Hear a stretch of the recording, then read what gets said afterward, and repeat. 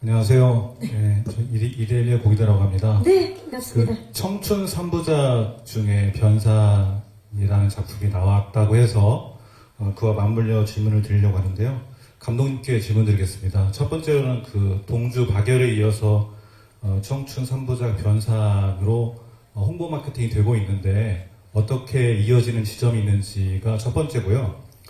두 번째는 그 청춘들이 아까 말씀하신 대로 중간에 영상 보니까 즐겁지 않으면 일하지 않는다 이렇게 제작기 영상 중에 나왔는데 어찌 보면 즐겁지 않더라도 일을 하고 싶은 청춘들도 많이 있거든요. 그 영화가 그 청춘들이 그 혼란 속에서 희망을 찾고 자아를 찾아가는 과정인 것 같은데 그 즐거움도 중요하지만 또 다른 일상도 중요한 것인데 그 청춘들에게 이 영화가 어떤 메시지를 전달하고 있는지 이렇게 두 개 질문 드리겠습니다. 이상입니다. 네, 감사합니다. 우리 고교 때 이 기자님은 완고참인데 나랑 20년 된 기자예요. 졸업한 사장님처럼 얘기해. 내 감동받았어요. 맞아요. 우리한테. 질문을 너무 좋은 질문 해주셨어요. 뭐냐면 일단 청춘 3부작은 제가 한 게 아니라 홍보팀에서 프레임을 짠 거고요. 하지만 아이땡 굴뚝에 연기 안 난다고 그쵸? 무의식적으로 저 자신이 어떤 선택을 했던 것 같아요. 그것은 마치 동주나 윤동주와 송몽규가 그 청춘의 시절에 일본 땅에서 정말 안타까운 죽음을 맞이하지만 그들이 남겨놓은 비극은 너무나 아름답게 우리가 지금 공유하고 있습니다. 또 박열은 박열대로 같이 운명을 같이 했던 가네코 후미코를 통해서 서로가 도달하려고 했던 그 세상을 보는 자신들의 명징한 세계관을 주장했던 청춘이었어요. 자, 근데 그들은 과거의 인물입니다. 근데 이제 변산이라는 현재, 그렇다면 현재는 이라는 건데 최근에 와서 뭐 청춘이 갖고 있는 애환에 대해서 많이 우리가 사회적으로 같이 고민하려고 하는 듯 보입니다. 하지만 과연 그것이 고민해야 될 것인가?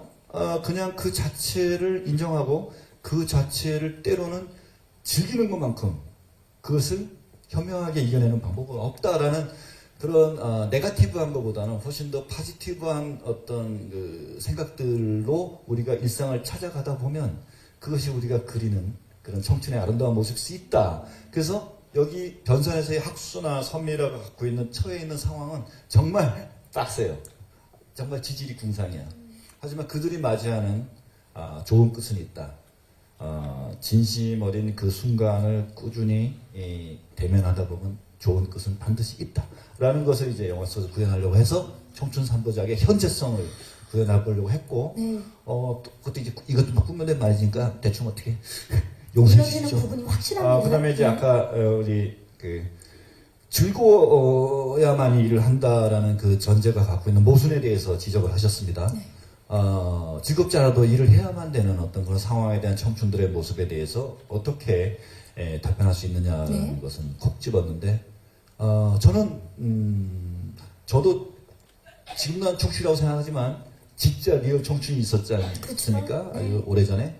그때 정말 괴로웠던 현실, 하고 싶은 일을 하는 것이 아니라 해야 될 일을 해야 되는 순간들을 오랜 시간 버텼잖아요. 그때 그랬어요. 내가 하는 일은 무조건 즐거워야 해. 그것이 나의 자존심이야. 그게 이제 강박처럼. 네. 즐겁지 않아도 즐거워야 돼. 즐겁지 않으면 내가 화가 나. 이런 어떤 극단적인 그 자기 최면을 아주 오랜 동안 지금까지 놓치지 않고 있어요. 때로는 학수가 극중에서 뭐 발레 파킹을 하고 뭐 편의점 알바를 하고 고단하죠. 그러면서 자기가 추구하는 욕망에 무대에 서려고 끊임없이 밤새도록 노력을 하고 그 고단한 하기 싫은 일을 통해서 하고 싶은 일에 도달하려는 그 일상을 즐기지 못하면 하고 싶은 일에 달성할 수 없다라는 것이 아마 이 영화 속에서 구체적으로 막 강요하듯이 설명하진 않아요. 일종의 강요도 폭력이니까. 하지만 그것이 느낄 수 있으면 참 좋겠다. 그래서 청춘이 고단하더라도 고단한 자체도 즐기는 것이 청춘이다. 그래서 버나드 쇼가 아주 멋진 말을 했죠. 젊은이에게 젊음을 준다는 것처럼 아까운 것이 없다. 내가 한 말이 아니야. 버나드쇼가 예. 갑자기 명언을 우리 모두 생각을 하게 만드는 그런 말씀이셨습니다. 감사합니다. 좋은 질문과 멋진 대답이었습니다. 자, 네, 오른쪽으로 가보겠습니다. 안녕하세요. 네, 안녕하세요. 저 민주의 소리 이소희 기자고요. 네. 이준익 감독님하고 박정민 배우께 질문이 있는데요. 조금 전에 아까 본 영상에 보면 그 가사 작업을 직접 이제 랩 작업을 직접 박정민 씨가 하셨잖아요. 그래서 이제 그 가사 작업하면서 좀 영감을 받거나 고민을 한 점이 있으면 좀 얘기를 해주시고요. 또 한편으로는 아까 학수랑 본인이 되게 닮은 점이 많다고 하셨잖아요. 구체적으로 좀 어떤 점이 진짜 좀 비슷하게 느껴졌다, 뭐 비슷한 나이대이기도 하고 그런 점이 있으면 얘기해 주시고요. 이준익 감독님께는 이제 이 영화가 앞에 두 편이 좀 무거운 분위기의 시대극이었다고 하면 이 영화는 좀 어쨌든 피로한 청춘들의 일상을 포착하고 있긴 하지만 꽤 밝고 즐거운 느낌의 영화인 것 같아요. 그래서 좀 영화 분위기를 이렇게 바꾸시게 된 데는 이제 감독님의 의도나 생각이 있을 것 같기도 하고 또 한편으로는 어쨌든 랩이 나오니 노래가 많이 나오잖아요. 그래서 이 영화를 본다고 하면 그 랩이 나오는 노래를 어떻게 즐기면서 보는 게 좋을지에 대해서 한 말씀 부탁드립니다. 네, 감사합니다. 박정민 씨. 네, 우선 말씀드릴 게 네. 방금 보신 영상에 가장 제가 쓴 게 아니에요. 그러니까 이 영화에 8곡, 9곡 정도가 나오는데요. 이 곡하고 앞에 곡의 2절은만 제가 쓴 게 아니고 나머지 나머지는 곡은 7곡 예, 다 제가 예. 가사를 썼고요. 그리고 이 노래가 가장 신나는 노래일 거예요. 영화에 나오는 곡 중에.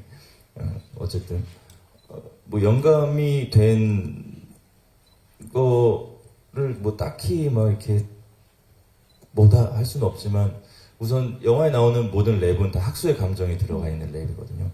그래서 감독님하고 계속 상의를 하면서 학수의 감정과 정서가 어떻게 흘러가고 영화의 구조상 어떤 랩이 들어가는 게 좋겠다 이렇게 상의를 한 끝에 제가 가사를 쓰고 확인을 받고 이런 작업을 통해서 노래가 완성이 됐고요.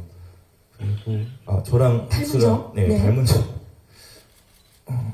아까 감독님이 지나가는 말씀으로 하셨는데 좀 싸가지가 없어요.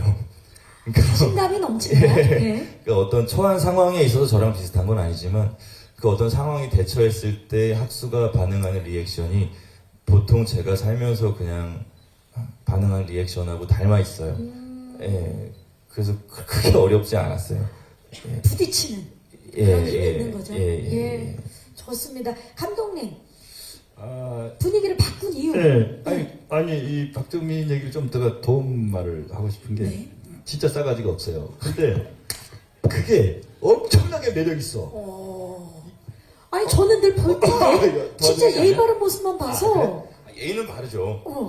그 부분이랑 다른 거죠. 그러니까 이게 이상한 캐릭터예요. 그러니까 이 매력이라는 것은 보통 이렇게 경계에 있다고. 그렇죠. 아주 합법과 불법 사이, 뭐 도덕과 부도덕 사이, 뭐 정의와 불의 사이, 요런 데 매력이 있더라고. 또 마치 얼마 전에 인터뷰하다가 어떤 기자한테는 깜짝 놀랄 소식을 들었는데 그게 뭐냐면 무단횡단 하면서 쓰레기 줍는 사람. 너무 멋있잖아요. 너 신의22 기자였던 것 같아. 여기자인데 나랑 막 인터뷰하는데 내가 이런 변사는 말이죠. 이런 인물이고요. 이런 얘기가 그러니까 딱 뭐라고 하는지 리액션이 딱 오는 게 그러면 무단횡단하면서 쓰레기 줍는 사람 같은 거군요. 우와 그거 제가 써먹어도 돼요? 내가 그러니까 써먹으래. 멋있긴 지금 한데 써먹고 위험합니다. 예예. 위험해요. 무단횡단하면 안 안 되지. 돼. 참. 아니 난 그러니까 뭐 불법을 저지르라 그 뜻이 아니고 인간의 매력이라는 그렇죠. 포인트를 설명하기 위한 수단으로 이 표현을 쓰니까 또 무단횡단하면서 쓰레기 주사 이렇게 기사 쓰면 저 큰일 나요. 그렇게 쓰지 마세요. 약속? 의미를 무슨 말씀인지 알 것 같아요. 예. 그러니까 사실과 진실은 달라. 그러니까 이 말을 한 건 사실이지만 나의 진실은 그게 아니라는 걸 여러분들이 해석을 해주시고 그럼 내가 할 답이 필요했는데 박정민 씨는 그 그런 아까- 경계점. 예. 그 경계점의 매력 때문에 이제 싸가지란 말에 도움말을 준 거예요. 근데 좋습니다. 사람이 그런 매력이 있어야지. 예. 반전 매력이죠. 그렇지. 예. 자 그렇다면 색깔을 이번에 바뀌었습니다. 그것은 이제 제가 이제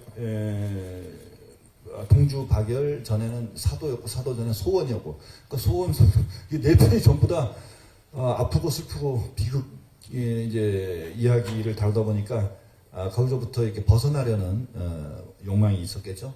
그래서 박열은 최대한 이렇게 좀 밝게 유쾌하게 경쾌하게 찍으려는 노력이 이제 어느 정도 있었습니다. 근데 이번에는 아예 대놓고 그냥 발산하는 영화를 찍어보자. 하지만 발산이라는 것이 그냥 이렇게 뭐 들떠서 춤을 춘다고 발산되는 게 아니고 억눌린 반작용이 크면 클수록 발산이 커지는 거기 때문에 학수가 처해 있는 현실의 청춘의 모습은 굉장히 어떤 청춘 못지않게 자신의 불행을 부둥켜 안고 있는 삶을 유지해 왔죠. 그러다 어느 순간 그것이 탁 모든 오해가 이해로 전환되는 순간의 그 희열, 그것은 성장을 위해서 뛰던 사람이 어느 순간 성장보다는 성숙이 더 중요하다는 걸 깨닫는 순간, 그가 이제 진정한 도덕적인 사람이 되는 거지. 그런 과정들을 좀 더 밝게 전달하고 싶었어요. 그래서 가나하면 코미디적 요소를 살리려고 노력을 했기 때문에 점점 밝아지고 있는 거라서 그게 좋은 것 같습니다. 네. 예, 그래서 더 기대하시는 분들이 많은데 이번에 랩과 음악이 많이 나오는데 이제 어떻게 보면 좋을지 아까 이제 물어봐 주셨는데요. 저 스스로는 이제 과거에 제가 찍었던 라디오스타라는 영화가 있는데 그 영화는 이제 랩이 아니라 락이죠. 그렇죠. 락커의 소울 뭐 이런 건데 이제 10년이 지나서 이제 래퍼의 소울 뭐 이렇게 되는데 랩과 락은 뭐 난 전 다르지 않다고 봐요. 사실 그것은 왕의 남자에서 보면은 그 장생이가 주류에서 퍼붓는 사설이 있습니다. 그냥 소위 이제 즉흥적으로 그냥 그 뭐라 그러지? 그냥 즉흥하는 거 그 랩. 지금 랩 프리스타일. 사이퍼. 네. 프리스타일 랩. 프리스타일. 프리스타일 랩을 그냥 하잖아요. 그것은 이미 몇백 년 전부터 우리나라 조선의 땅의 전통 안에는 그런 래퍼의 기질이 오랜 동안 뿌리박혀 있었고 그것이 때로는 락으로 지금은 랩으로 또 나중에 또 뭘로 이렇게 장르로? 계속 구현되겠죠.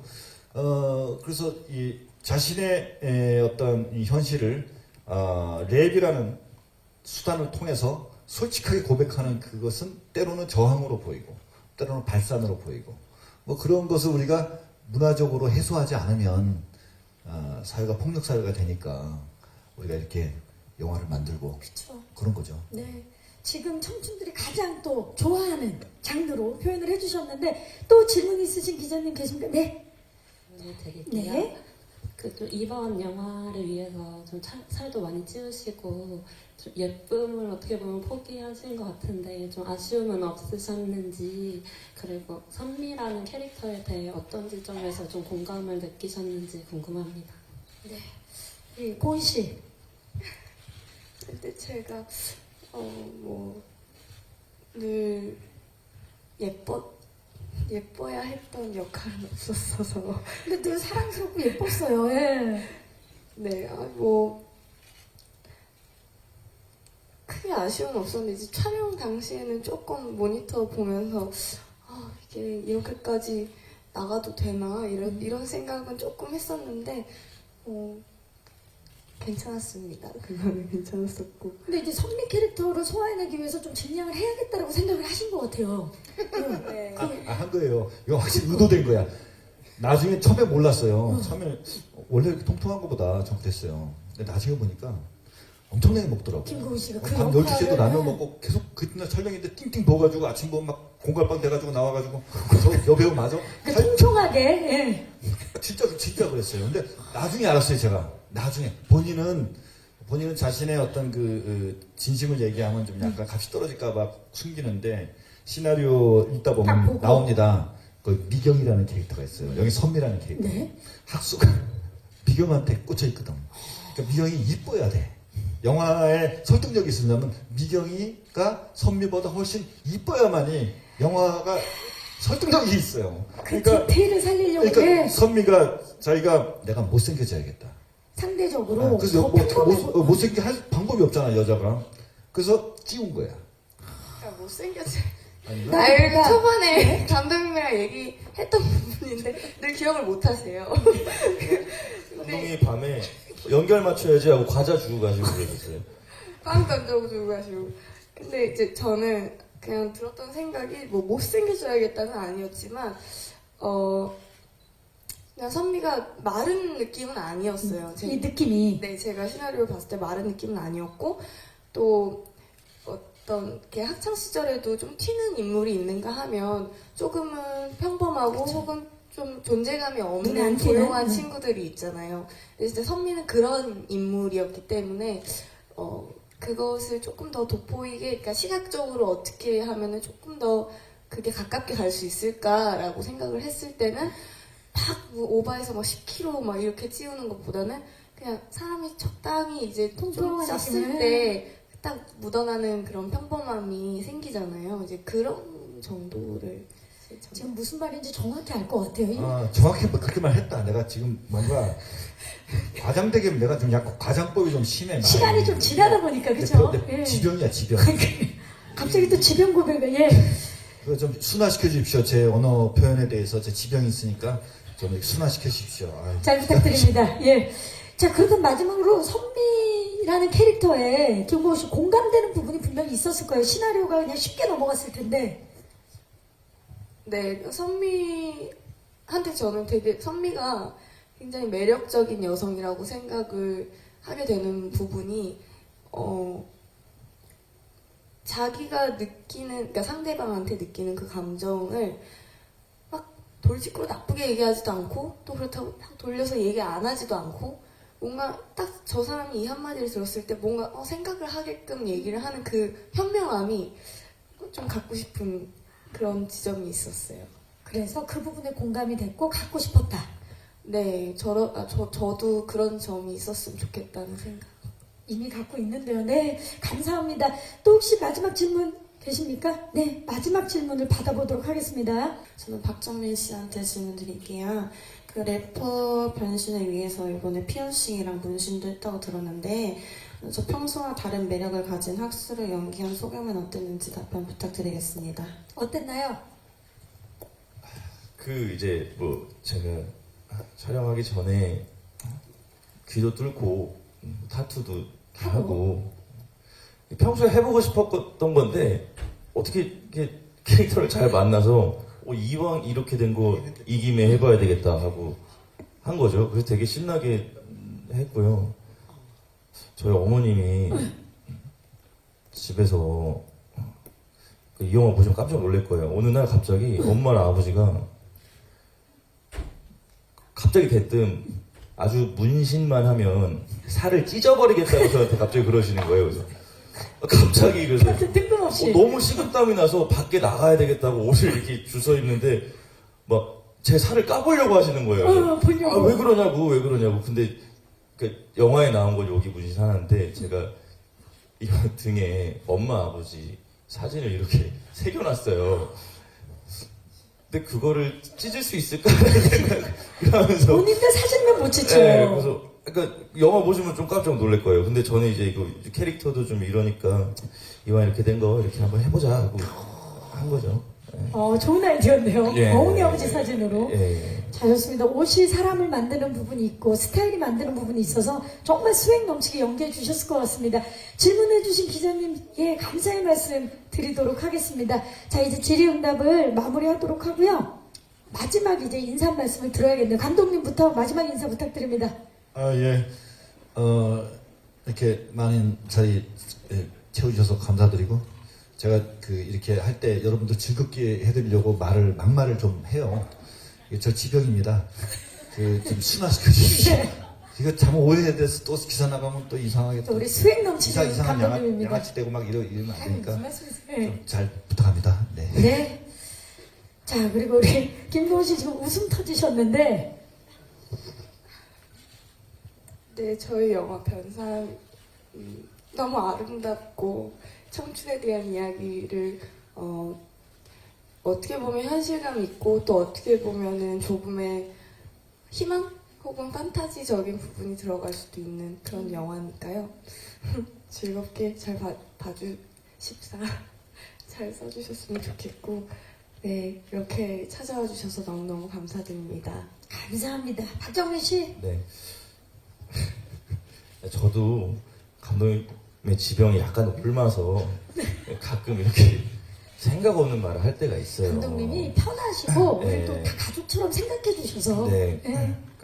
잘 부탁드리고요. 저희 근데 약간 이런 인터뷰 요 분위기가 저희 변산의 영화의 분위기와 좀 흡사해요. 있죠. 예, 이게 되게 오절복통하거든요. 많이 기대해 주시고 저희 예쁘게 봐주시고 오늘 아침부터 오전부터 이렇게 찾아와 주셔서 진심으로 감사드립니다. 예, 고맙습니다. 감사합니다. 자, 이제 저희 포토타임 남겨놓고 있어서 무대 정리하는 동안에 감독님과 배우분들 무대 옆으로 모시도록 하겠습니다. 자, 저희 무대 빠르게 정리를 하고요.